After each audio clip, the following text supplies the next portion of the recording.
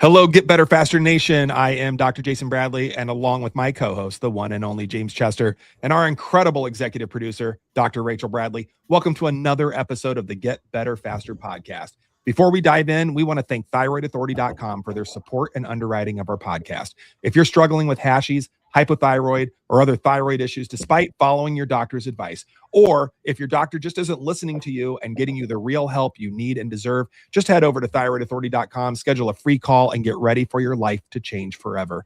Today, we are joined by Dr. Eric Nepute, a man who did not just talk about standing up for what he believes. He put his money, his reputation, and his entire future on the line to do it. Dr. Nepute is a nationally recognized health leader, an entrepreneur, and a fearless advocate for truth, free speech, and patient autonomy. For more than 2 decades, he helped people reclaim their health by challenging the broken healthcare system and reconnecting his patients with their own ability to heal. Then our federal government came after him, and he became the first person ever charged under the COVID-19 Consumer Protection Act in a case that sought penalties reportedly north of, get this, $500 billion, yes, billion dollars, a number so staggering, it's hard for me to even say out loud. He refused to be silenced. He refused to back down, and he came out the other side still standing, still talking, and now traveling the world with one simple message: self-care is the real healthcare. He's the founder of BioLimitless. Please welcome to the show, my friend, Dr. Eric Nepute.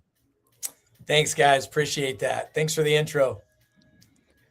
Well, I've had a chance to get to know you over a decade now, and really incredible to see what you've been able to accomplish, not only just as a single practitioner, but as somebody that's built a small empire. And I followed your whole story when all this was happening, and it took a lot of integrity, and I think my other show is called Cairo Hustle. And one of the things I talk about is family freedom, medical freedom, and freedom of speech. And that's something that you really stood for. And a lot of people talk the talk, but people get afraid really quickly when something at the tune of $1,000 in a lawsuit comes across their table, or $1 million comes across their table. But this, like Dr. Jason said, this was at the tune of billions of dollars. And standing for freedom of speech is something I believe that it takes guys like you with the integrity to say, I'm not going to back down. What was it like for you when you first got that initial charge, and how did you respond? Well, let's clear up a couple things. So number one, I'm the first and only person who ever has been or will ever be sued under the COVID Consumer Protection Act, because it was it wasn't even a law. What a trophy. Well, I tried to get Guinness Book of World Records to give me a plaque. I wanted one so bad because, gentlemen, I want you to understand this. No one in the history of the world, has been sued for as much as I was. Not big tobacco, not big pharma, not even when the Nazis lost World War II. Okay. I was the number one sued person on the planet, and it was $508 billion with a B. And so Jim, how was it? It was so surreal that it was real. Let me just see if I can explain that. So by the way, when I found out this was happening to me, let me back up. In 2019, we started seeing the winter of 2019, we started seeing all kinds of weird stuff in our practice. You got to understand, my practice is not your typical wellness center. We are literally a fully integrated health and wellness center. I've got medical doctors that work for me, nurse practitioners that work for me, cardiologists, chiros, PTs, MDs, the whole 9 yards. And every flu and cold season, we always figure it out, but usually it takes about a week or two to figure out how do we deal with this strand of cold or flu that's coming through. Well, 2019, we couldn't figure it out. And I personally had a cough for 2 weeks, and I never get sick, ever. It's like not even heard of. So 2020 hits, and the whole world goes, all right, here's what's happening. And we start getting our information from FOIA requests, from, other independent journalists that are out there. I'm meeting with doctors all across the globe. I'm one of the U.S. representatives for an organization called the Global COVID Physicians Alliance. It was a consortium put together by a group of doctors in Europe. And I'd get on a Zoom twice a week with these guys. And there'd be hundreds of doctors from hundreds of countries talking about what are we seeing, what are we doing? And we were making a dent in this. We, as a group of doctors, were talking about what are the therapies that are working? What are the preventatives that are working? How are we helping people with this? Well, and then 2020 hits. There was this crazy, weird election that happened. I don't care about anybody's politics. I didn't even know what politics was until COVID hit, gentlemen, just so you guys know this. And I mean, I knew what that was, but I didn't participate, right? It wasn't my deal. And I'm driving to Rhema Bible College to present on the same stage as Jim Caviezel, Mike Lindell, Rudy Giuliani, Sherry Tenpenny. I mean, Bobby Kennedy Jr., Jay Bahara, the who's who of this like understanding of what's happening is at this meeting. I'm walking into the speaker's, dinner before the event happens, and I get a call from my lawyer. And let me just tell you something. When you get a call at 4:00 on a Friday from your lawyer, it's never an exciting call. And I'm going to tell you what they did so you guys can understand this, because this is the playbook that is used in propaganda. So I got a call. My lawyer says, hey, I got good news and bad news. And I said, well, what's the good news? He goes, the good news is I'm pretty sure you set a record. I'm like, well, that's par for the course for me. What record did I set? He goes, you just got sued by the U.S. federal government. They said that you violated the COVID Consumer Protection Act. I said, what's that? He goes, I have no idea. Nobody knows. In fact, we asked the DOJ. They didn't even know what it was. And they said you violated it 12,555,000 times, and it's $42,000 per violation. So we're like, okay, what's that about? And so I had a 30-second case of the oh craps, because that's a big deal. I don't know if you've ever been sued by the government before or for billions of dollars, but if you haven't, you can't relate to me. And just so you know, not many people can relate to me. So that happened, and the feelings was like, okay, well, what am I doing? What am I trying to do? We're helping people. We're giving information. We're destroying the spirit of fear. And if people don't like that, they must be bad people. Now, I was excited because when we got served the papers, I thought that, okay, great, we're going to have a chance to go to the U.S. Capitol to share our findings with the world. In fact, Tony Fauci and all his people. I was already scheduled to go there with Simone Gold. I was a part of America's Frontline Doctors, one of the first of that group. We go to D.C. to go meet with the powers that be there, and they wouldn't see us. We had meetings with the government. So how did it feel? It was a roller coaster, man. It was the scariest time, but the most exciting time. And I'm going to tell you something. You get to really find out who you really are and what you're really made of when you get put up to the fire. And I don't mean like talking about it. I mean like really getting a chance to do it. Most people don't even get out of bed on Monday mornings because they don't want to go to work. Could you imagine getting sued for $508 billion? And not only did they sue me for that, they froze. This is a civil complaint, by the way. And there's normally a process that you have to go through for a civil complaint. It never, ever goes right to the judges. It never goes right to the media. They did that so that on Friday afternoon, so they could do what's commonly referred to as the Friday afternoon spread, where they put propaganda out at 5:00 on Friday. It goes out there all weekend long, and you can't do anything about it until Monday. And at the time, I'm reaching 6 to 10 million people a week on social media. And we can talk about all that because they shut me down and all those things as well. But it was a crazy experience. And I'll tell you, we'll get into some more about like my trial and all the things, because it was a complete crap show.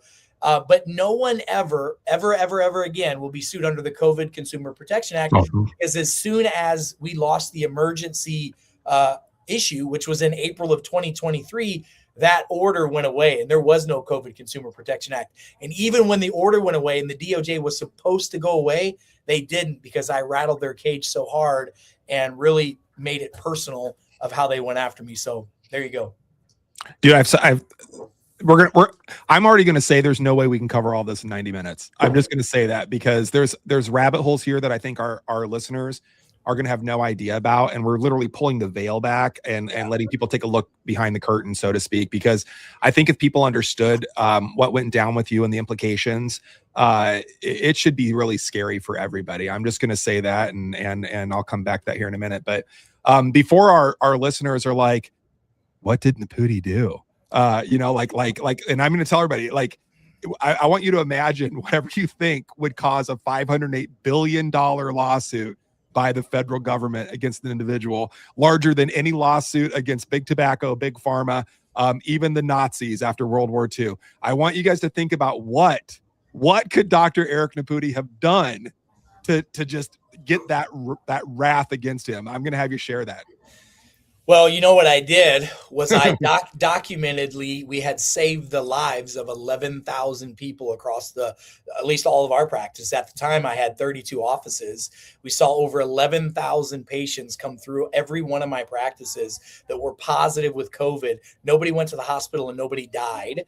And when we came with a protocol that clearly shows there were over 127 data points that showed vitamin D could prevent or even help with the treatment of COVID. Zinc could as well, hydroxychloroquine, and so could ivermectin, and so could bifidobacteria. When we started sharing that, that's when the government came after us. Why? Here's the real reason why. And we found this out during my discovery that they didn't want us to ever know about or ever share. When the federal government granted Pfizer, Moderna, J&J, all these companies, they granted them the emergency use authorization. Congress gave that authority to the FDA to give to the pharmaceutical manufacturers. There's a 17 checkpoint criteria. 17 checkpoints had to be checked off in order for them to keep their emergency use authorization. And one of them was if there were any already out recognized treatments, therapeutics, mitigation to prevent, treat, or reverse COVID-19 or symptoms of COVID-19, that would lose that emergency use case. Then the pharmaceutical companies would have to spend the normal 7 to 8 years bringing a new technology to market, and they didn't want to do that. So anytime you ever heard people telling, like Joe Rogan told people to take horse paste, that's so stupid. It's not even funny. They did the same thing about me, because if people would have recognized that there were therapeutics that worked, then they would have lost the emergency use. They would have lost their multi-trillion-dollar use, and we wouldn't be in the position that we're in. That's why they came after me. Had nothing to do. By the way, I had 11,000 people that were going to be a positive expert witness for me. Positive expert witness. The government had 0. The government's expert agent, their expert doctor against me, who was hired as a hit job against me, we did a private investigation on this guy. We found out that he got $9 million grant from NIH, Tony Fauci's group, the same $9 million that he has the ability to push a button on, the same $9 million that the guys got that changed their story about the proximal origins of COVID-19. Remember the group that said, hey, there's some problems with NIH, said there's some problems with this virus. It clearly is man-made and came out of the lab. Fauci gave them $9 million to shut them up, and they did. My expert witness against me got $9 million to try to keep me out of court. When my judge found out about that, he was livid. I mean, you can't make this story up of what happened to me. So that's what I did. We saved the lives of 11,000 people we know of, and hundreds of thousands of people's lives were positively changed because of it. No, it's just nuts too. And not only did you save, all of those lives and create a dialogue, it wasn't done with like some novel, brand new, super expensive drug or pharmaceutical. It was done with like tried and true vitamin D, zinc, ivermectin, et cetera. I mean, these are the hydroxychloroquine. None of this was really, new. None of this was not studied. I mean, the other thing is, and I just want to point out to our listeners again, because people hear federal government lawsuit and they make a lot of assumptions. Not only were you saving lives, These were things that had been tried and true and studied and published in the medical literature. So I mean, you were following. Jason, not only that, but that's exactly what Tony Fauci said that he would do. It was in whenever the DOJ was who attacked me. It was the FTC and the DOJ, and it was during a corrupt administration. That's just what happened. That's what happened. And when the Department of Defense came at us, we showed in their COVID-19 manual, it literally says if a soldier gets sick with COVID-19, give them vitamin D, give them zinc, give them vitamin C. It said it in their manual. So that's what we were doing. And they certainly didn't like to hear about that. Yeah, they didn't like it. Our tie to COVID, I think that we all smelled something was funky from the beginning. Any of us that were like deep in the trenches. I'd have to look at the timeline, but by May of 2020, I was online, doing free like discussion groups, I guess, with the public of like, this is what's going down. This is what I think. And I had come to the same conclusions that you had come to as well. Rachel was finishing her doctorate dissertation, her doctorate degree, and her dissertation was actually, the timing was perfect, on NAC as a novel mucolytic for COVID, which was pretty fun. I think she's like one of like 3 published people in the world on using NAC as a mucolytic specifically for COVID. We were all in the targets, but man, you got hit hard. So here's the thing: you're hit hard. You're saving lives. You're putting good into the world. Let me just say that you're putting good in the world. You haven't harmed anybody. There's none of the patients of yours are complaining. This is just the feds and Fauci and that whole, that group coming at you like, we can't let this get out because otherwise we're going to lose our emergency notice, emergency orders. And we're not going to make, in my opinion, they're not going to have the control and money that they want. I mean, it comes down to that. Now, I want to jump forward. We're going to fill in the gaps, but that's how it started, and that's what it's about. Then, what is today? The 23rd. 4 days ago, Tulsi Gabbard, who the director of national intelligence, DNI, who people might not realize this because she's worked with the Trump administration. She was a tried and true and bleeding blue Democrat. Like, people forget this about Tulsi Gabbard. She gets appointed as the director of national intelligence, and on her last day, when she's leaving her position for personal matters related to health issues with her family, and God bless all of them, I hope they're well, she drops, I don't even know how many hundreds of pages on Fauci, basically telling the world, hey, this guy is a crook.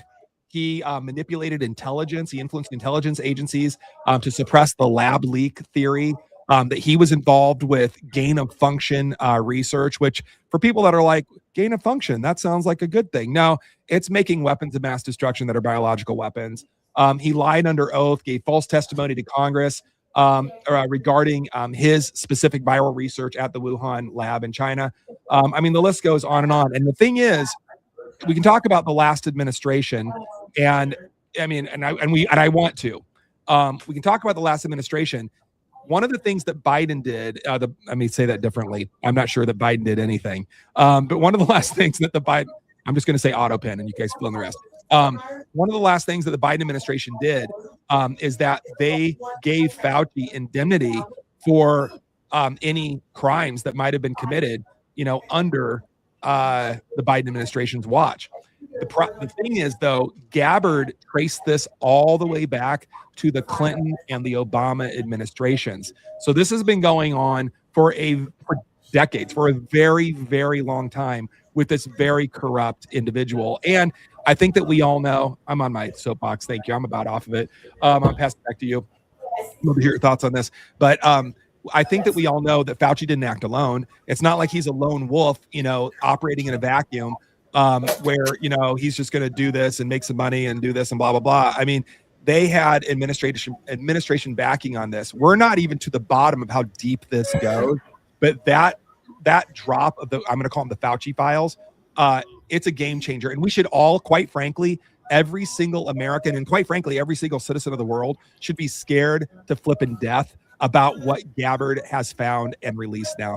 Dr. Nepute, I'm going to turn it right over to you on you got to feel. Yeah. Well, okay. Dr. Jason, a couple things. First of all, I don't need the television to make me feel vindicated anymore, because we've been vindicated from day one, because everything that Tulsi put out, the director of national intelligence for the United States government. She knows more about where they bury the bodies than anybody. Okay. And by the way, she is, and I don't care about anybody's politics, whether you're a Republican, a conservative, a Democrat, a liberal, whatever that term suits you, you're an American. And that's all I care about. Are you for America? Or are you not? That's all I care about. Okay. And that's all I cared about before COVID, and then was labeled as a conservative Republican afterwards, because I guess that was the only media that would let me go on it, which is fine. But here's what I'm going to tell you. It's a very big problem. And it's a bigger problem that 6 of the major mainstream medias didn't even cover what the director of national intelligence put out. We put out clear evidence that they knew, the government knew without question, that the lab leak was a serious deal, and that was suppressed for political reasons only. We knew about therapeutics that were effective. That was suppressed on purpose. We knew about the money that you and I and our taxpayers spent for gain of function, which is happening now in labs across the globe, including in Ukraine, including in other countries, which is why we're seeing so many horrible things happening right now, and we're funding that. Okay. So the reason, to me, the big aha moment from the Fauci files, from any files that have come out over the last couple of years, is there's an entire different club out there that you and I are not part of. That's right. And they don't want us to know the truth, because keeping you fat, sick, and nearly dead is a hell of a lot easier to control you. And most of us, including myself, were raised with this false belief that we have freedom.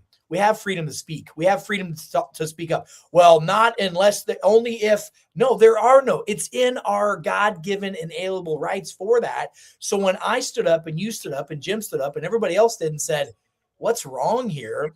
Instead of getting suppressed, censored, sued for $500 billion, my social media that we've been working on for 20 years got shut down, that we'd spent, millions of dollars building up over a 20-year period.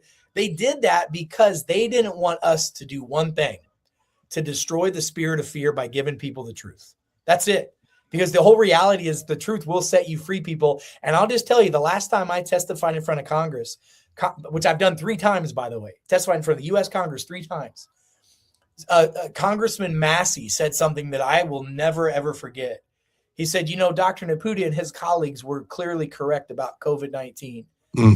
What else are they correct about that we're not able to hear about because the mainstream is suppressing a narrative to push a financial model? And that is what my whole basis of healthcare is about. Listen, you know what I am? I'm a disruptor in the healthcare system, because sometimes you need to break stuff to rebuild it, and we're there without question. That's right. Go ahead, James. I want to jump in briefly, and I want to read a definition of a word that I think people need to understand the definition of. And the word is collusion. And it's a noun, and often secret action taken by 2 or more parties to achieve an illegal or improper purpose. Number 2 on the definition is a secret agreement and cooperation for a fraudulent or deceitful purpose, playing into each other's hands deceit, fraud, or cunning. Number 3 is an agreement between 2 or more persons to defraud a person of his rights by the forms of law, or to obtain an object forbidden by law. So the reason I read that was because this was a collusion, and it was a collusion at high levels to discredit and to silence and to basically remove truth. And when you have something that serves people, and just to let everybody know, the cat's out of the bag, we all come from the chiropractic world. I've been a chiropractic advocate and worked in the profession for 17 years. I speak globally around the world about chiropractic philosophy and media, and creating a voice of freedom for chiropractors and shine a spotlight on that beautiful profession. Dr. Eric Nepute is chiropractor. Dr. Jason Bradley is chiropractor. We've been on the side of the body needs nothing extra in it. It simply needs no interference. Once the interference is cleared, the body self-heals and self-regulates. That's back to the basics of chiropractic philosophy 101. And when you understand the body self-heals and self-regulates, the number 1 doctor in the world is the one inside of you. You start to understand that it's not an outside-in perspective that's going to make you better. It's the clearing the interference within the body that makes you healthier. Now, understanding those tenets of philosophy, understanding that terminology of collusion, when you understand the chiropractic lifestyle and you understand what the body can do if there's no interference in it, it heals and it goes back to what the medical world calls as homeostasis, which is the definition of the balance of health. So when we think about where we are today and where we've been with chiropractic for the past 130 years, chiropractic has always been on the right side of history when it comes to changing people's lives with one adjustment at a time. And the reason I said that is because we got very quick into the case of the 500 billion deal. We got into very quickly government talk, but without the foundation of understanding where we come from as the ethos of the three men on today's interview, people don't understand why we stick our heels in and why we fight as hard as we do in the trench for truth and justice and freedom, because chiropractic has been pushed back and bullied by mainstream medicine forever. And when you have that type of reputation for being bullied in mainstream media by the AMA and by the federal government coming at you and attacking you and trying to pry away the truth of a profession for generations of healing, we come from that metal, guys. We come from that background. We come from that pedigree of human that has been bullied and discredited and told what we stand for isn't truth and what we stand for isn't real. So I feel like I had to set the standard for today's topic based on the three men that are on today's call, so people know why we stand for what we do and why we come from the voice that we come from. But I do have a question in this whole thing, and I see Dr. Jason's hands up. Just please hold that question. Hold your thought, Jason. But I have to ask Dr. Nepute, why is there such an importance for justice in healthcare?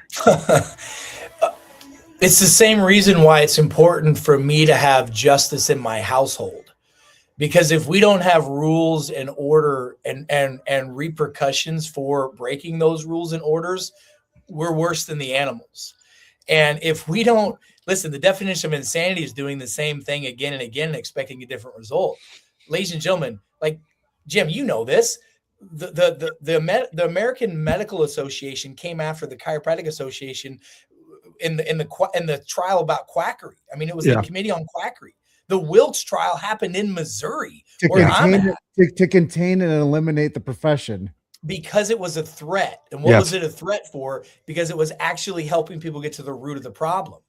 And so by the way, I think it's interesting that, my background in natural medicine and chiropractic, and, I've got a naturopathic certification as well. Now I've got the same school. Listen to this, the same school in my backyard who the guy who was hired as an expert to come against me as a professor at just asked us if we would start teaching a functional medicine course to these guys. That's awesome. Because of now to that point, Jim, to when you ask, like, why is it important?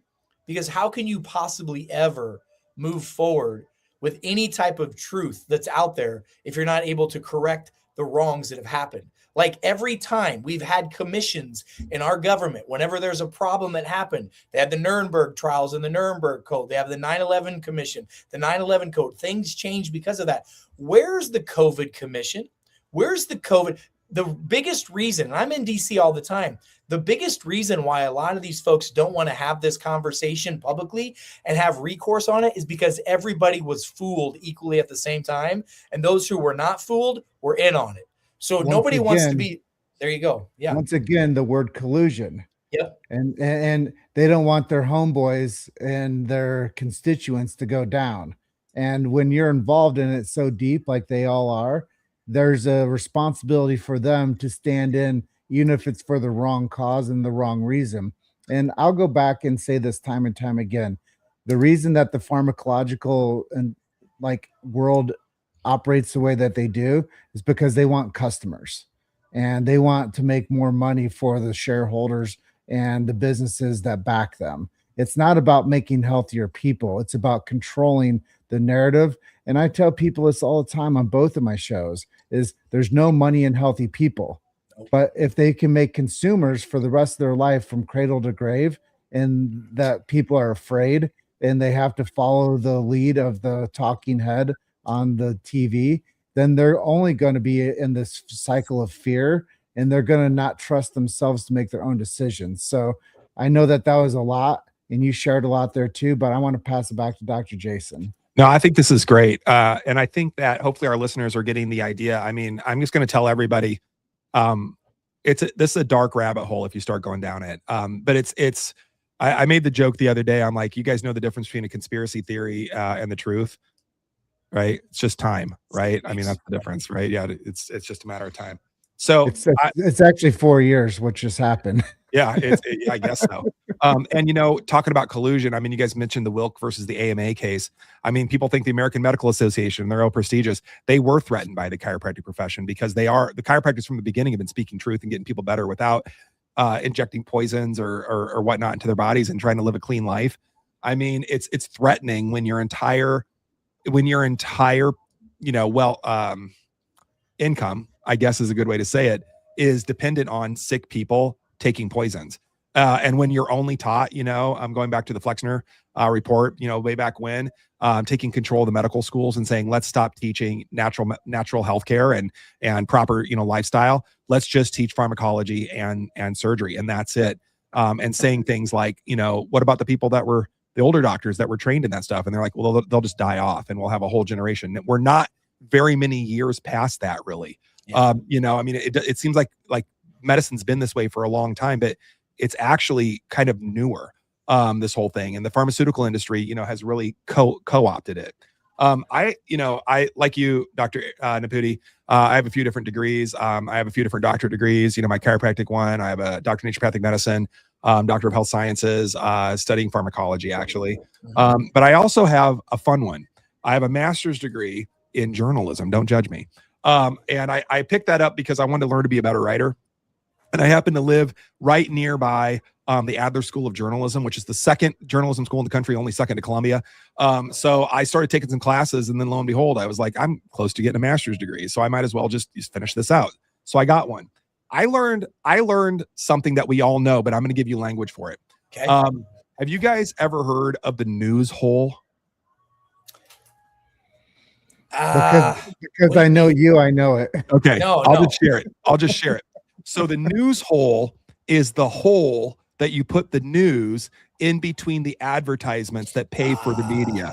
So I want you guys to understand the way media works. When we start talking about ABC, CBS, NBC, MSNBC, CNN, New York Times, all of that, they're not reporting news because what's the first rule? Don't bite the what?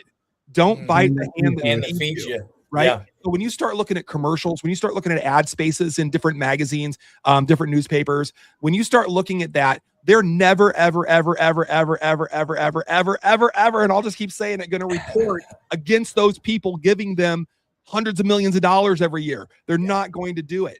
It's not going to happen. So the media naturally gravitates toward debunking, I guess that's the wrong word, falsely, there we go. Falsely representing natural medicine, chiropractic. They'll either say it's dangerous or they're going to say that, it's hippie woo-woo stuff. But there, and it's funny, but it's either funny or dangerous. And that's what the media is going to do. Not because literally, I want you guys to understand, not because that's what's news, not because that's what's real. It's because they're not going to bite the hand that feeds them. Yeah. They only have a news hole. And that news hole is to support the people paying their fucking bills and their paychecks. And that is it. And it makes me sick. Somebody that studied, my master's degree is actually in media framing. So I'm an expert in watching the news or, other entertainment industry because it's embedded everywhere, right? But the framing that goes in to mess with and literally, lead the viewers down a road that isn't necessarily even real. But by the time the viewer gets on the other side of it, they believe NBC, CBS, ABC, MSNBC, CNN, and the New York Times as the ultimate truth because that's what they've been told for so many years. Now, that's bad. That's freaking bad. Yeah, it is. But now we have evidence that the federal government has been, I'll use the word again, colluding with the media, so we have a lot of, they call, It and it's not it's so sickening, but it's so real. It's It is so so real. mind-blowing that the average consumer, just like your $508 billion lawsuit, you're like, that can't be real. Did they mean $508? Because I haven't harmed anybody, but no, billion. It's so mind-blowing that the average consumer cannot even believe. You can't even believe that we have collusion between our federal government, certain administrations with our federal government, and the media and big pharmacy. And I mean, I could go on, and it's all to crush people like you and me and James, and the work that we're doing to protect what? Their power, their influence, and their money. And that's it. Yeah. James, go ahead. Well, you said something that I just wanted to clear up a little bit on. It's not just mainstream media with the news hole. It's now on your scroll. Yeah. It's now on your social media. And that's why they wanted to silence Dr. Eric, because he built an empire on social media.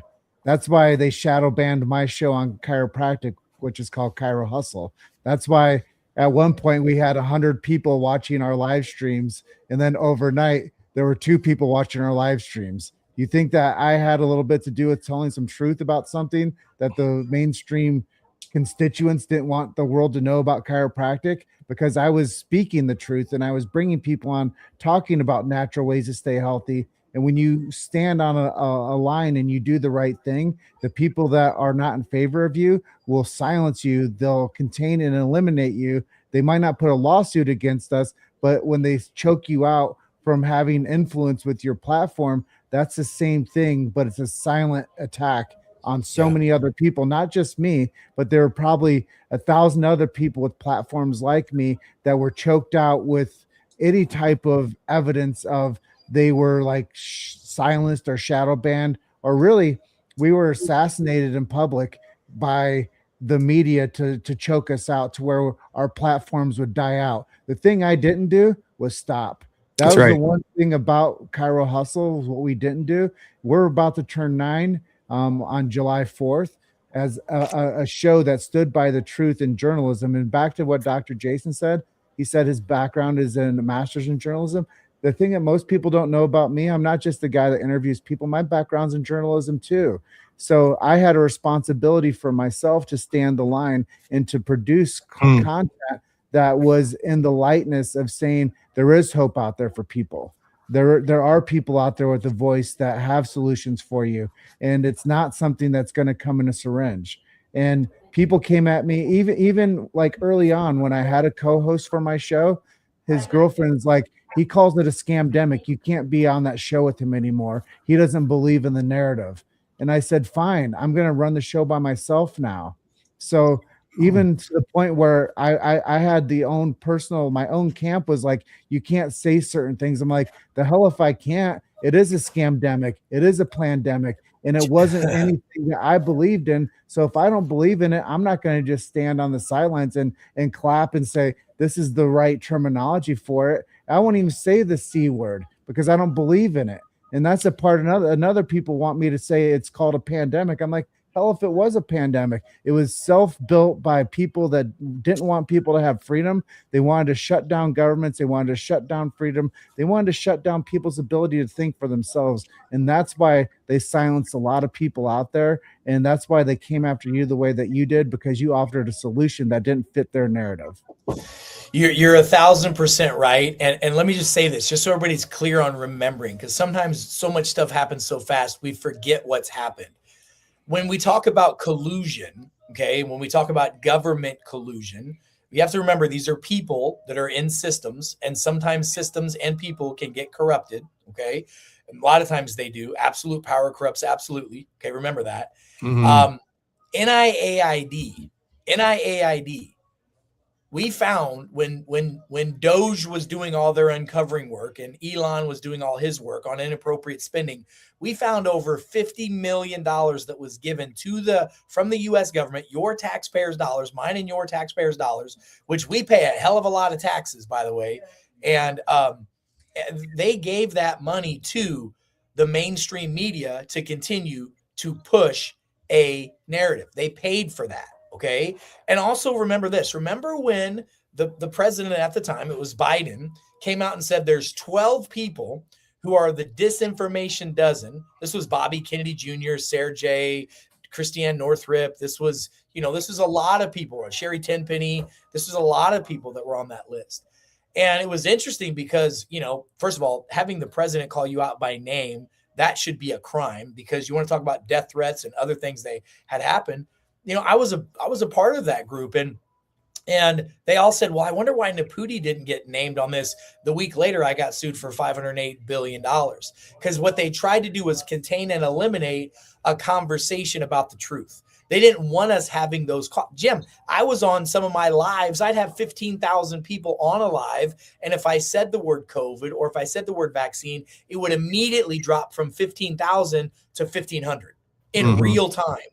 That's how much censorship is really there. And the only people who don't know and understand that censorship isn't still thriving to this day are people who are so brainwashed, they need a real cranial rectotomy.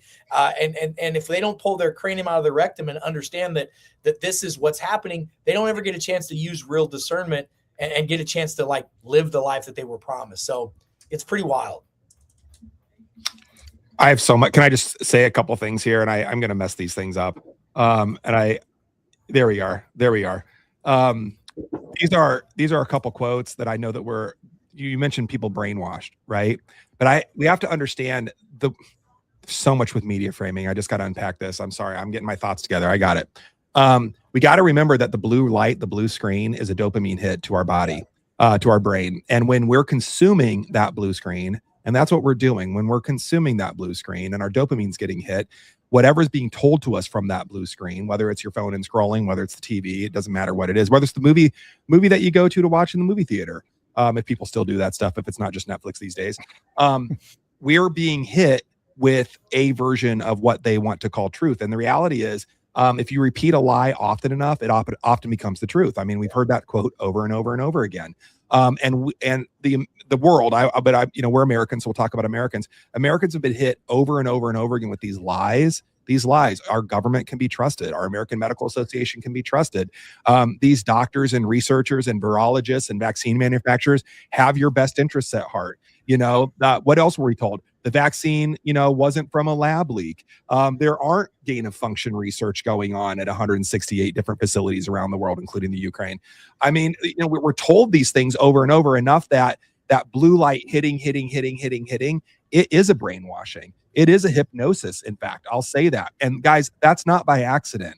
That is absolutely a strategy to, again, control a population, control what they're thinking, while at the same time, I think James said it, keeping a population, sick and tired and confused and stressed is a great way to control that population. So again, people are brainwashed. I mean, they're hypnotized to believe this, and it's unfortunate. I mean, I really pray. I pray to God in all things that are holy that people can wake up, and I don't mean that in the bad way of being woke. I really want people to wake up from the hypnosis that they're under. The other thing that I want to share is a quote that's been attributed to Voltaire that I think about a lot, because in the background, this is what we're talking about. If you want to know who rules over you, just look at who you are not allowed to criticize.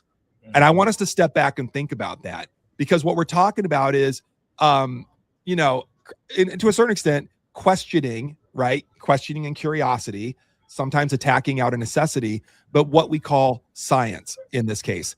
And it's, I mean, some of us came out swinging, but a lot of us were coming out with, hey, if you don't want to die from whatever this probable lab leak virus is, lose some weight, eat some healthy food, take some, liposomal vitamin C. I'll throw Dr. Rachel in here, take some NAC, do the ivermectin, do the vitamin D, the zinc. I mean, these are simple, affordable solutions. But just by saying that, trying to help people, like you said, it's a full on, not just, hey, Eric, stop it. It's I'm going to fucking destroy you and everything that you stand for, and you'll never have a voice on this planet ever again. And everyone's going to think that you are the biggest quack ever and that you were out to defraud the American population. Yeah. Like it's with no complaints. I want to say it again. Zero. With no complaints, I've never experienced that, but I can tell you this, within just a few months of my life, I got investigated by the insurance commissioner. I got audited by the IRS. My license, as far as just stupid stuff like continuing education, got called into question. My credentialing, I mean, things like that. I will say, I'll fast forward to that story. Nothing was found out, like nothing. There was nothing for them to hang their hat on, not one thing. But you know what? It ate up time, energy, resources, focus. It took my focus away from trying to help people to just trying to survive. And I'm sure that happened to you. I want to hear that part of the story. You're hit with a $508 billion lawsuit, only one of its kind ever before, ever since. Largest lawsuit ever against any individual or corporation ever, including the glyphosate lawsuits, against Monsanto Bayer. I mean, that are giving people lymphomas and killing families. I mean, I got to know, like, what did that do to your personal life? I mean, it probably, it can't just be, I had a conversation with my attorney and we decided to go forward. I want to hear what happened, man. No, I talked to my So first of all, I did some deep praying on what am I supposed to do? And literally, like, I'm sitting at my desk before I'm getting ready to talk to my family about what's happening, because my family didn't know everything yet. And I've got this little coin that sits on my desk. And it's real simple. I mean, I keep life real simple. This is a coin that says Ephesians 6, 13 through 17. And it talks about put on the whole armor of God. When there's nothing left to do but stand, you stand therefore. And it talks about putting on the breastplate of righteousness, the helmet of salvation, the shield of faith, the belt of the belt of truth. I mean, all the things, right? And I'm sitting here going, okay, at some point in a man's life, he or she gets an opportunity to stand up for what he or she believes in. And you can either cower and bend a knee, or you can stand for the truth that will ultimately set you free. And if it's done right, can set free generations of people to come. And I didn't do this for any other reason other than I was raised. My mother, God rest her soul, told me, if you have the ability to do something, son, you have the responsibility to do it. That's it. That's it. There's no other agenda. In fact, what really pissed off the government, what really pissed them off the most, was about 2 weeks. It was April of 2020. The prime minister of the UK, I think it was Boris Johnson at the time, the guy's got the crazy hair, right? So they just agreed that they were going to give 1 million dosage of vitamin D to the people of the UK who are at the highest risk of COVID, because they found that if your levels of D are above a 50, the chance of getting sick are like non-existent, right? And by the way, vitamin D deficiency, we know that if you're deficient in vitamin D, you have an increase in all-cause infections. Yeah. Everybody knows that. It's the only vitamin that we can legally say if you're deficient in, you have a higher chance of dying. Like, that's a fact, okay? Inarguable. And I argued it in court, and they're like, yeah, he's right. So when I went to my governor in Missouri, who I know real well, and I went to go talk with my politician friends and all that. I said, hey, listen, I manufacture vitamin D. We have a supplement company that makes this stuff. I will subsidize. I will give this away at my cost. I got 6 million bottles of it. Let's give it away for free. You just told me, Governor of Missouri, that we have a surplus of hundreds of millions of dollars from the COVID fund that you don't know what to do with. How about instead of like fixing up our jail, we give something to people that could actually help them? The UK just did it. And they were like, yeah, this sounds like a great idea. And then the calls came in and said, no, this is not a great idea. You can't do this. This is a problem. And there's all these reasons. And the governor said to me, listen, Eric, I know I've known you for 10 years. I know you've helped me get elected. I know that we're in the same groups together and we talk like real men do, but what seems like a good idea isn't, and we just can't move forward with this. So I said, all right, screw you. I'm doing it myself. So I gave away for free millions of dollars of vitamin D3 and zinc, gave it away for free, didn't charge people a dime for it. Why? Because I had the ability, and therefore I felt the responsibility to do it. And people still to this day come to me and tell me, hey, I remember in 2020, 2021, I got a free bottle of vitamin D and zinc from you. And that turned my brain on that there's something else to health than just taking a bunch of pills and drugs. And that started my cascade of doing. So it all goes back to doing what is right, no matter what the cost of it. Like, that's just how I live my life. And what really pissed off the government and all the people that were in on this to try to come against me is because I was a stand-up dude, because I had all the data, because I had all the research, because I had all the science, and because I did what I said I was going to do, and I continue to this day to do it. They couldn't freaking touch me. And it was a long, hard battle of standing up for what you believe in. But that's why I did it, you guys. That's why I still to this day stand up for what's right. I mean, hell, when Monsanto was here in our backyard, which is no longer Monsanto here in Missouri, it's Bayer. And when there were multi-billion-dollar class action lawsuits, when we said publicly, like, hey, this glyphosate is causing cancer and we can prove it, we're seeing it in our patients. 5 years later, Kennedy wins a $3 billion lawsuit against them after Monsanto sued me for telling my patients that glyphosate can cause cancer. Now we know that it can. It sucks being ahead of the curve, gentlemen. It's tough being ahead of a lot of things. You guys know that. You're trendsetters. You're trailblazers. It's easier to be a settler than a pioneer. That's all I'm saying, you know? Yeah, so I have a question for you. Did your attorney ever come to you, or did you just think on your own? Or I guess what I'm asking is, was a settlement of like, hey, if you'll just say this, we'll back off. Did that ever come your way? Talk me through that. Oh, man. Okay. So yes. So first of all, my first law firm that I hired was the biggest, baddest like law firm you could get in Missouri. In fact, the former governor of Missouri was my head legal counsel. And he was a Democrat, by the way. And I had it all teed up and ready to go. I had spent $1.5 million in a retainer for these guys. And by the way, it took the government 6 weeks. Imagine getting charged a crime, a civil complaint. And it took the government 6 weeks to tell my lawyers after I've been sued what I did wrong. And by the way, even throughout my entire case, they could never show us where we said or did anything wrong. It was all political BS the entire time. But here's the deal. The first 2 weeks into this, the government's like, hey, we know we're coming after you for $508 billion, but like, we'll take an $8 million settlement. And I'm like, for what? Why would I settle with you guys for any reason? I'm right. People's lives are being changed because I'm not. No, screw you, pound sand. I'm done. Well, so listen to this. The government changed their complaint about me about 2 months into the case. They said that I told people that if you took vitamins, you didn't need a COVID shot. Well, I never said that. They couldn't prove that. I told people you don't need a COVID shot, period. But if you do get one, you better take some damn vitamins, because if you're deficient in vitamin D, how are you going to make antibodies to any of these injections that you're going to get? It's impossible to do that. And so they lied about that. And then the law firm that had me as their client had to drop me after I spent $1.5 million, because Pfizer, Moderna, and J&J were already clients of theirs. They were already clients of theirs, and I couldn't pass conflicts. And then, by the way, fast forward, the government came and attacked me. By the way, they sued me personally and one of my businesses called Wellness Warrior at the time, okay, which was owned 60% by me, and I gave 40% ownership to a couple of my partners at the time, and I gave them 100% voting rights with me.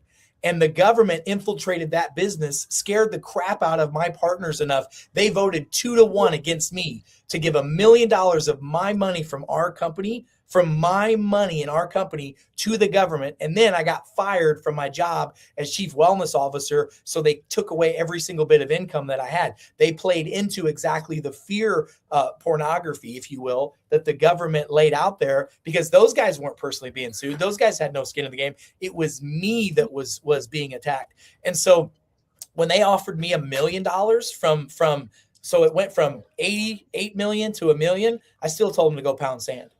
And then after months, like after 3 years, actually, when we finally were getting ready to go to trial, the judge the government asked the judge for something called a rule of summary judgment. What that means is, for those you don't know, is when you go through a lawsuit, you have a judge that oversees it, and then we're getting ready to go to a jury trial, because I wanted a jury trial. Yeah. Okay? And they said, okay, judge, you've been looking at this for almost 3 years. We're going to trial in a week. What do you say? What's going on? And the judge's like, you're never going to convict this guy. He's innocent. You're never going to convict him in a trial in front of Missourians. We don't like the government here, and they love this doctor. Okay, because I had 3 years. By the way, they told me to be quiet, sit down, shut up, and don't talk about any of this. So I spent 3 years traveling all over the United States, speaking in front of millions of people. In fact, billions of people heard me speak. I was on Daystar talking about it. I was on every stage you could think of talking about it, because I knew that if I was quiet, that they could take me out. I knew that if I was silent, they could take me out. You're talking to a guy that's been sued by more people than anybody's ever been, or more money than anybody ever in the history of the world, 508 billion. And 99.99% of our world's never heard of this conversation before.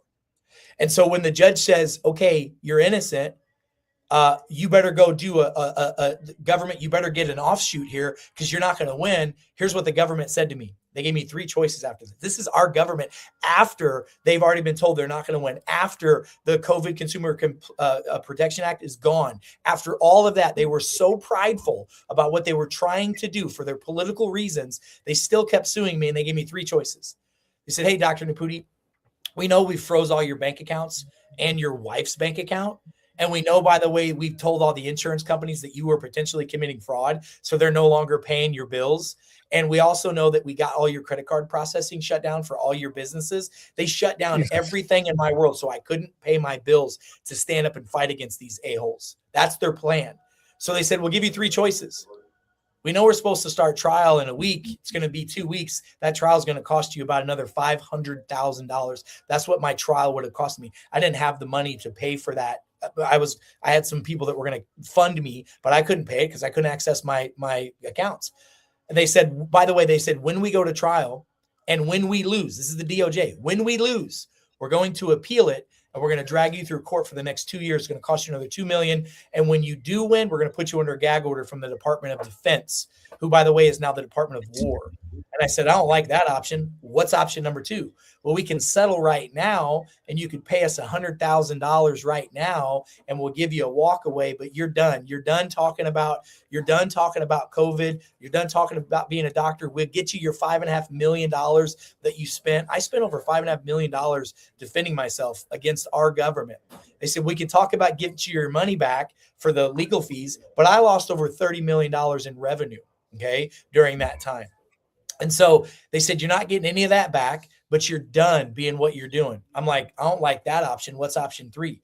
They said, well, option number 3 is real simple, but you'll never take it. We'll give you a complete walk away right now. We'll put letters out there that says you didn't do anything wrong. We'll go ahead and let people know that there was no crime committed and we're dropping the case. And they said, fine, but I will do that. But they said, but you can't sue us back. And so we wrote up a counter to them saying, well, we want to be able to sue for my violations of my 1st, 4th, 5th amendments, violating the actual Administrative Procedural Act. So we wrote up a lawsuit, and people don't realize the government has to agree to be sued back, and they wouldn't accept my lawsuit. So even though they did me wrong and admitted they did wrong, they wouldn't give me a public apology because they said it was a violation of our homeland security. It'd be a national security threat if I got an apology, and they would never let me sue them back because they couldn't let this case ever go into the court system because they knew that we would win. How crazy is that? It's crazy. And it sets precedent too. I mean, that was ultimately, I think, is them trying to skirt around. I mean, there were 2 things. It set precedent. If they would have won, like, let's take that to the other degree, right? If they would have made an example out of you and they would have won, think about the gag, talk about a gag order, it's not even really an order, but like, doctors are not going to speak out. I mean, if they would have beaten you and beaten you down and you would have given up, I mean, doctors everywhere would have been scared to speak out on anything, you know? I mean, so you were standing up not only for yourself, but really for every single one of us that are in practice, trying to help people for the love of God. You know, and the other thing is obviously they didn't want to get out the precedent that you were right, because then that sets the precedent for the rest of us to also don't forget this, gentlemen. Don't forget this, that half of my profession, half of the physicians on the planet turned their back on me, and the other half quietly supported me. Okay. Yeah. Like literally, it was very cowardly to see how our profession and how the world responded to this until we got a little farther down the road. And it is what it is. And I get it, but dude, go back to your messages somewhere in your, I don't know if it was, who knows, Facebook messaging or text or whatever. I sent you a message early on. I'm like, I don't know what the fuck's going on, but I want you to know we're here to help you in any way that we can. So let us know. I know you had probably lots coming at you right then. But if you go back to that, yeah, you'll see that. Also, I just want to let our listeners know how important this is, because ultimately this isn't just a let's screw Dr. Eric Nepute. Again, I want to go back to silencing doctors that are questioning and curiosity, right? Ultimately, I believe doctors comes from the word Latin word docere, one who teaches, right? And part of our job is to educate the public, right? I mean, if we go back to the founders of the Johns Hopkins Hospital, they literally said the first duty of the physician is to instruct the masses not to take drugs, not take medications.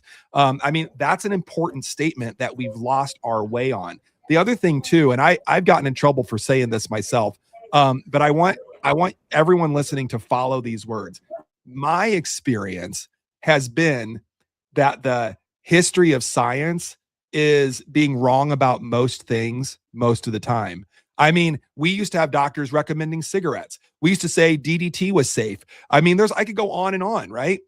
So when they had this crap about trust the science, trust the science. I mean, I'm like, what science? Like, what do you mean? Science is not it's not, I went to the top of a mountain and had the finger of God engraved science in stone tablets, and that's what it shall be for all time. I mean, science is meant to be questioned. I mean, it's a starting point. It's a dialogue. It's always evolving, and I mean, so if they would have won questioning the science and the evolution of science and the progress, that we've made, it would have been squelched. It would have been over, because now we have companies, corporations that are colluding again with the federal government, the media, telling us what the science is and that we can't question it. I mean, that is authoritarian. It's scary. Again, I come back to, this is scary. I mentioned that at the beginning of our show. I mean, our nation should be terrified about what happened to you, terrified about what was released in the Fauci files. I didn't have a question. I just wanted to say that. That's my soliloquy. I'll pass it back to you guys. I want to jump back in this. After listening to both of you so passionately speak about the wrongdoings and the unwinding of truth and the cover-ups and the parties against parties and the people that come and say you're wrong and I'm right, and even if you are right, we're still going to be right, and we're going to give you a buyout or a buy-in, all that consuming, that's our political systems, guys. That's how they do court. That's how they do court for the person with the DUI. That's how they do court for a person for a simple misdemeanor. That's how they do court. So really what we got a chance to hear right now is how they do high level court. And it doesn't matter if you're somebody that did something very small or somebody that just did the right thing, but it wasn't in favor of their narrative of how they want you to see the world around that decision. That's how they do court. And what they do is a lot of times is somebody will go through a system, like they said, we can drag you through the mud for the next 2 years, so you might as well just release and not stick with this and let you have what semblance of a life that we'll give you back, because we don't want to have you have to drag through the mud and spend more of your time and money. And that's what Jason's original question was. What did this do to you personally? Well, the court system isn't designed to make people have a better quality of life at the outset of it. What happens is if you have a conflict and there needs to be resolution with anyone, now you're attached to somebody that you have conflict with for at least 2 years, up to 5 years, up to 10 years on a resolution that's never favorable, but all it costs you is your life. It costs you your life to be involved in something with no resolution for an outcome that you're going to be, even if you win, you still lose because you spent your time, your money, and your life into something that had no outcome that was favorable at the end of it, because it took all of your resources and your energy and it just spun your wheels out to where when you finished it up, there was no good resolve, even if you did win. So I just want people to know just a snapshot of how they do the legal system. I'm not a lawyer. I'm not a judge, but I have enough experience watching how people get dealt with, whether it's a speeding ticket or whether it's what Dr. Nepute just went through. And I want to come back full circle for this chiropractic thing that we all stand for. is there's this Wilk versus AMA case. If you want to look into it, this U.S. government versus the Nepute case is even bigger than that.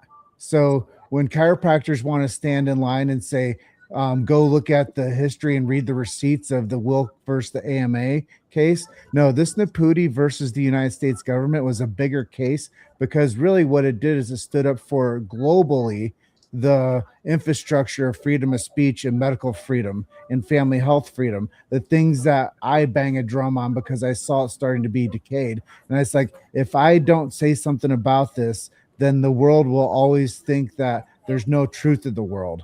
So I was like, what can we do to stand up for this? Anyways, I wanted to go back to something else you said. You said something about there's a school close to where you practice that had somebody that was in conflict with you based on their position. Am I right? Yeah. So the expert witness for the federal government was a doctor they hired who is a professor emeritus at Washington University School of Medicine, which is right next to me. Well, I want to double down on that a little bit, because what people are seeing right now in the chiropractic world is they're engineering the removal of philosophy and technique and belief and truth in that profession by infiltrating these colleges. And they're telling chiropractors not to adjust because they're scaring the dickens out of them and telling them that they're going to hurt people. They're influencing these kids with the lack of belief in their own philosophy and their own ability to go do chiropractic practice. So I want people to understand too that we have to go and save these chiropractic schools, because if we don't save these chiropractic schools, and I'm not for or against any school, I am for the justice of having the people that go out there, and we can save this profession by supporting it through the education, which we said that back in the Flexner report, back when pharmacological collusion became a thing, they started going in and they started changing the dynamics of the education system from a perspective of, we're only going to allow you guys to talk about drugs and surgery, and we're only going to let you believe that those are the only solutions to get people better. So what they're doing now is they're following the same playbook of the Flexner report, and they're doing this to the chiropractic schools. And I'll tell you the reason this matters, and the reason I'm only banging this drum right now, is because if we don't go and save the chiropractic schools and we don't produce chiropractors into the future, we're going to live in this dystopia where the only people that exist are these white coat warriors that are only told to do drugs and surgery. And the only reason that we've stood the gap and we've protected this profession for as long as we have is because what they've done now is the reason that medical freedom exists right now, the way that we see it, is because chiropractic. And the chiropractors are the only ones willing to put their neck on the lines and stand in the gap and say, no, there's other ways to take care of humanity. There's other ways to take care of the patient. And it's not just through the forms that you guys see is the right way to do it, because we get people better. We actually get people off the drugs. We actually stop people from getting surgery, and we are a solution. So that's why they've been trying to silence chiropractic. So if we go full circle and go look at the Wilk versus AMA case, and now we go look, 70 years down the line, and we go look at what happened with Nepute versus the U.S. government, those are both very fundamental for us to remember where we've come from. But not only that, but where we need to go and why we need to protect education and why we need to protect freedom of acts for practice. So that's where I come into this. And I see Dr. Jason has his hand up, so I'm going to pass it back over to him. Yeah, and I'll just riff on that, and then I'll go to my question. We're not just protecting our profession, right? We need to, but it's really what the profession represents. Dr. Nepute and I both have training in natural medicine, naturopathic medicine. I've studied XYZ and he studied X, Y, and Z, and we're experts in that stuff. And we've served thousands and thousands, countless thousands of people. But I will tell you, hands down, I have 3 doctorate degrees. I have, I don't know how many board certifications. I don't know. I'm boarded in a few different areas. I think 3 or 4. But that all said, and I'll just quickly say too, I was just named the vice president of the American Board of Functional Medicine. I'm pretty freaking proud of that. Right on. So yeah. I know something about something, I'm not just talking head. But I will say that out of all of the training that I've had, including functional medicine, chiropractic is the only philosophically vitalistic profession that's out there.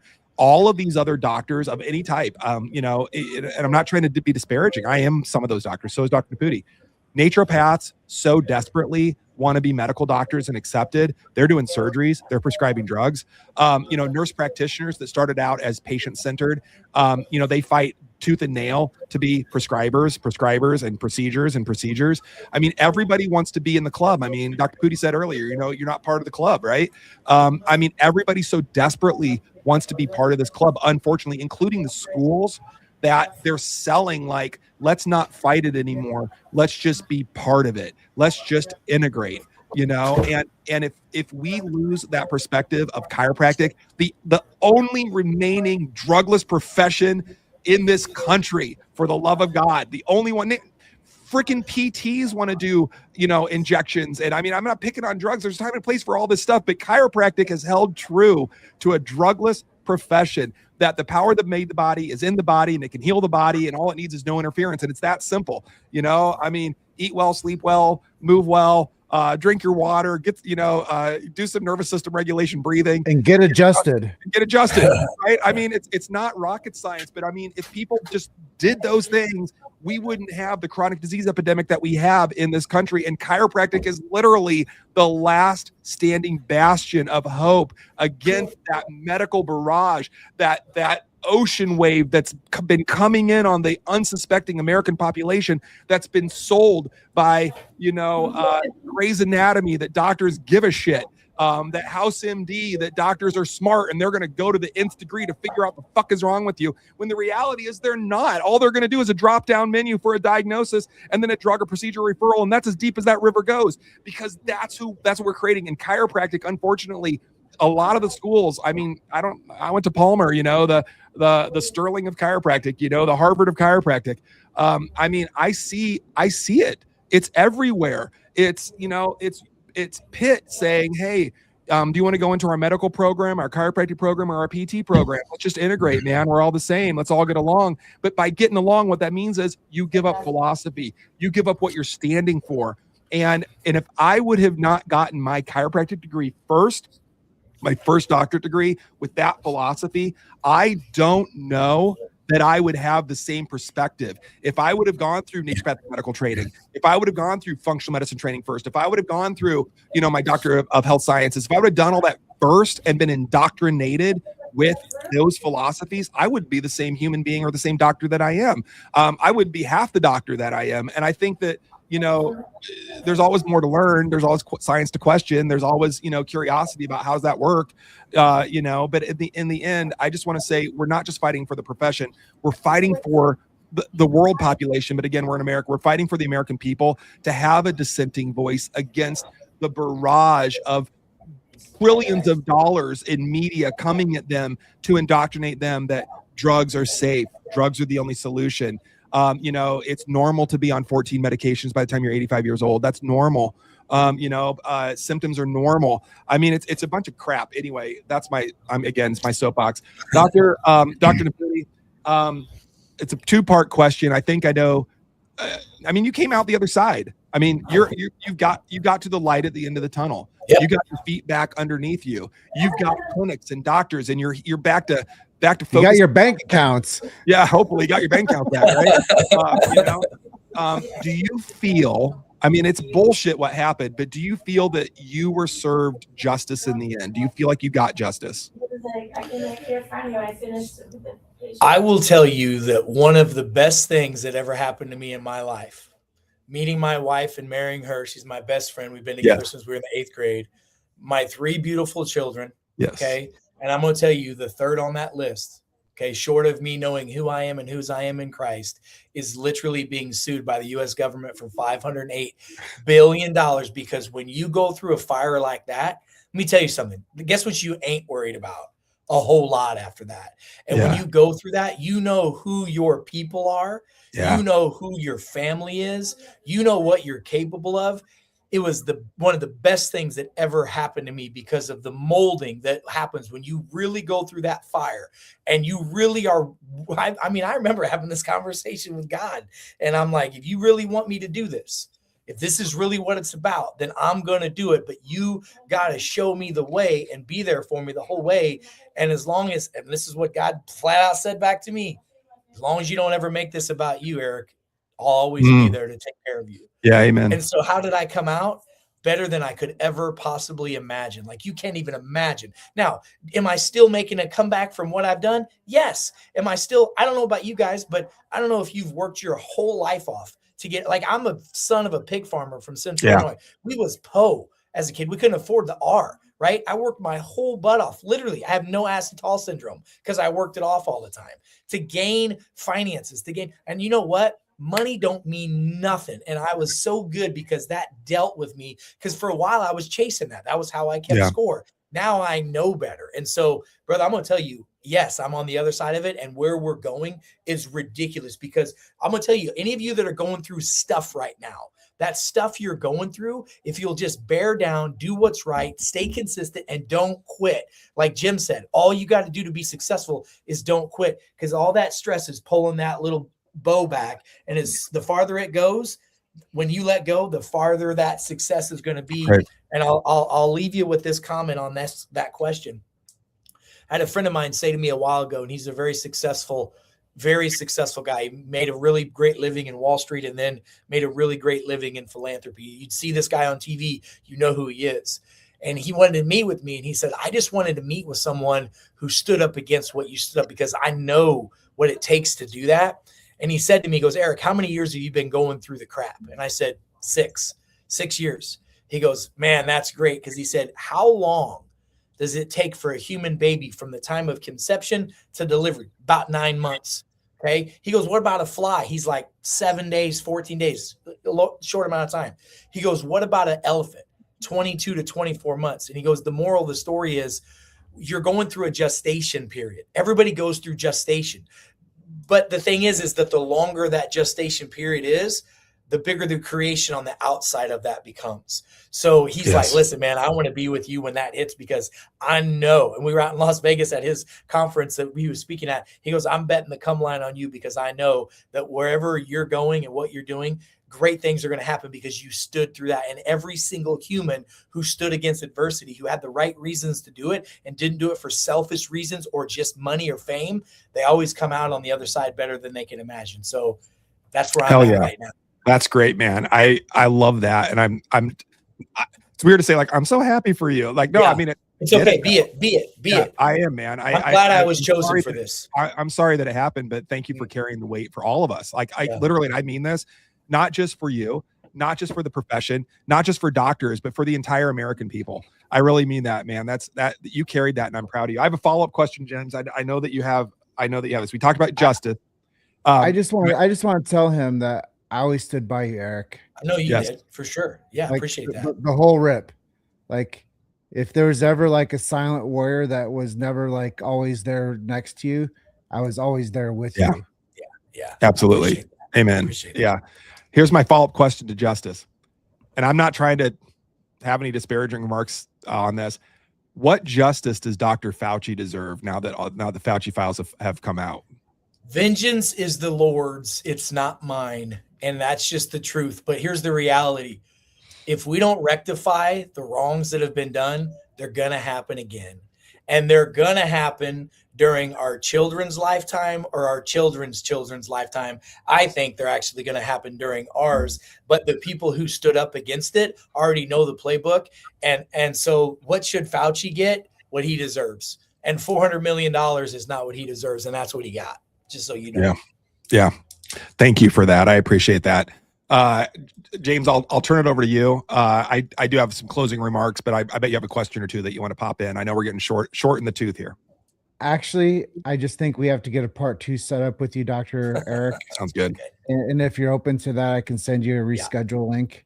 I think there's still a lot of stuff, because I want to talk about the breaks in the medical system and the fixes that we have for it.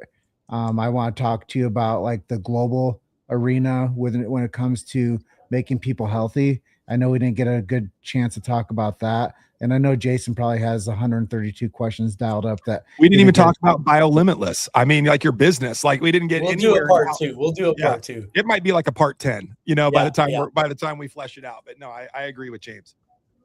So jump back in, Jason, and then I'll close us out. Sure. Yeah. I just want to, Eric, man, we love you. You've been in our prayers. I mean, from day one.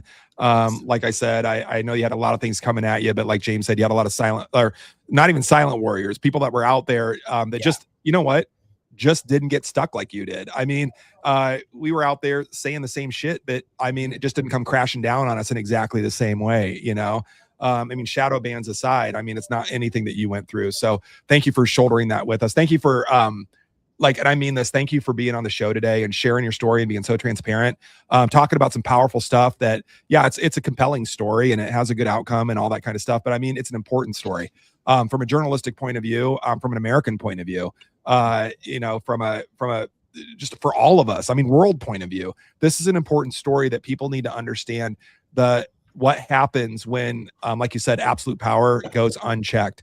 When we have the collusion between the federal government, the media, the powers that be in big pharma, et cetera. I mean, it's an ugly, it's a hydra. I mean, you try to cut one head off and like two grow, I mean, it's awful.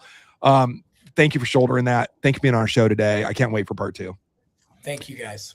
And you guys did amazing. I appreciate you guys for letting me be a part of today's interview process, because I think there's a lot of topics that we covered that a lot of people get a lot of have more clarity on now, and they might have more confidence in their own belief systems, and they might have more confidence in their own decision making, and they might actually know that the number one doctor in the world is the one inside of them, not one that's on TV, and not one that bandstands and tells them what to do or how to do things. They might start trusting themselves a little bit more. So that was my big takeaway. But today's interview, Dr. Nepute, is absolutely incredible. Lots of real talk from all of us, real truth from all of us, and really solutions for people to find that there are pathways outside of the white coats, and there are pathways to find solutions for themselves. And to our Get Better Faster Nation, I know we've recruited a lot more of you today. And those that are listening right now, if this conversation lit something up inside of you, that's not by accident. We produce this show on purpose. And that is you recognizing that there might be a better way for you and your family. Once again, we do this show on purpose. This isn't by accident. We knew that there was a gap for us to go run through and to create content that had a meaningful statement to it. And that's why Dr. Nepute's on this show the way that we produce it, because we wanted to give him a free reign to speak about things that a lot of people might not have clarity on. And it is great to see that his faith has carried him through, his family has carried him through, and that his responsibility to do the right thing like his mother told him to do is really the stand that he stood on. And he would die on that hill. And I think that that's something for all of you to take in consideration as you make decisions tomorrow and for the rest of your day. And I know that this show wasn't about his company, BioLimitless, but we'll get into that work on the next interview with him. But Dr. Nepute's message is clear. The more that you understand about how to take care of yourself, the less dependent you are on a system that was never built to make you well. That is the work, and that is why we do this. So if you want more information from Dr. Nepute, head over to getbetterfasterpodcast.com. The links are in the show notes. Do not wait. Your health is your investment. Remember, like I always say at the end of our shows, nobody is coming to save you, but conversations like this one can prove that you can absolutely save yourself. Dr. Nepute, thank you once again on behalf of Jason and Rachel and my team here, and to our Get Better Faster Nation. We are honored to have you on as a guest to our show. Honored to call you a friend and a colleague. And I remember the first time we hit the stage together, I knew that there was something really special about you.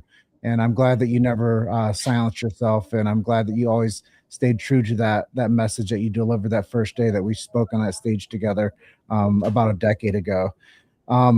But to our Get Better Faster Nation, thank you for showing up to the live and for your incredible support. You know, the best way to show your support is take your phone out of your pocket right now and hit copy and send this interview and this link to somebody who needs to hear it. Share this episode with somebody now. Subscribe so you never, and please go subscribe so you never miss an episode and get all the behind the scenes insights that Dr. Jason and our team have coming your way. And we get asked all the time how to work with Dr. Jason and his incredible team that does functional medicine. Go over to getbetterfasterpodcast.com and we can get you connected. We have more incredible guests lined up who are going to blow your mind with real solutions for reclaiming your health, your happiness, your life, and I'll include your freedom. Until next time, keep questioning everything and keep getting better faster. Dr. Nepute, thank you for being on with us today. Thanks, guys. Appreciate you both. See you soon. Thanks, Doc. Thanks, James. Thanks, everybody, for listening.